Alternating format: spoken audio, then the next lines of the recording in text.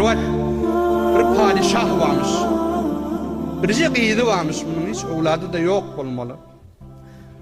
Ol qiyidini qav qasrın içinde cay salıp, qav ona taxt kapla töweründeki hadam koyup onun için keniz koyup şuna hizmet ediyen olmalı. Bir vaat qasrın penceresi açık olmalı, komşusundan bir ses gelen olmalı.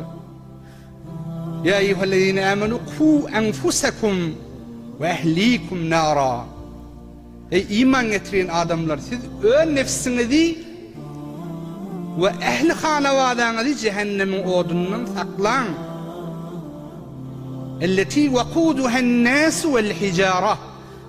Onun odunu ölçeneyen zadi adamla ve daş.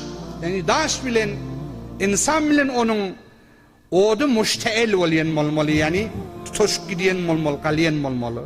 Bunun bir çırpı qalap bunu denilik tamnır tavu düşmedi yanak.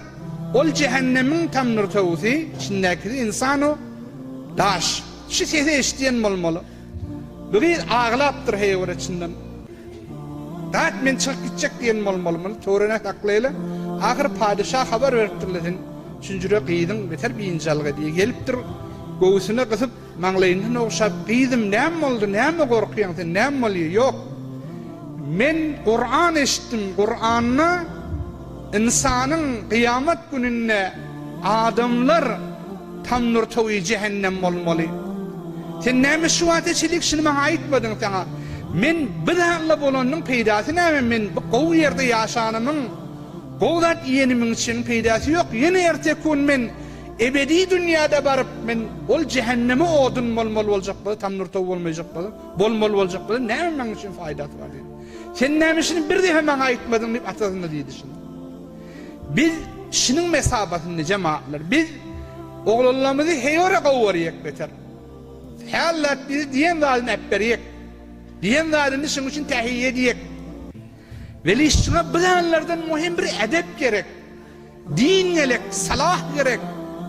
Rabbi evzi'ni en eşkura ni'meteke en'amte aleyye ve ala valideyye ve aslih li fi zurriyeti ve inni tubtu ileyke ve inni minel muslimin. Sure-i Ahqaf'taydı. Ya Hazreti Süleyman'ın eden duası. Biz evlatlarımız için dinine, ahlakına heyvere ehemmiyet vermeli.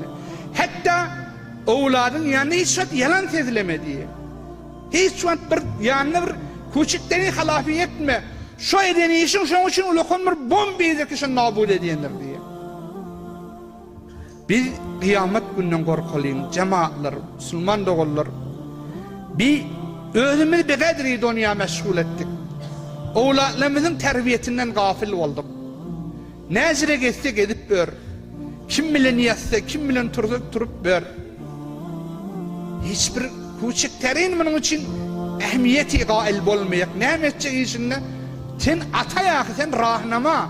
Allah Tebarek ve Teala senin şunun için eline amanat koyuptur seni. Ve kıyamet gününe şundan senden soruşacak şu evlattan. Sen bir amanata hıyanet eden insan eğer bunun mesele dinizine ve edebine sen bir teveccüh olacak bakın.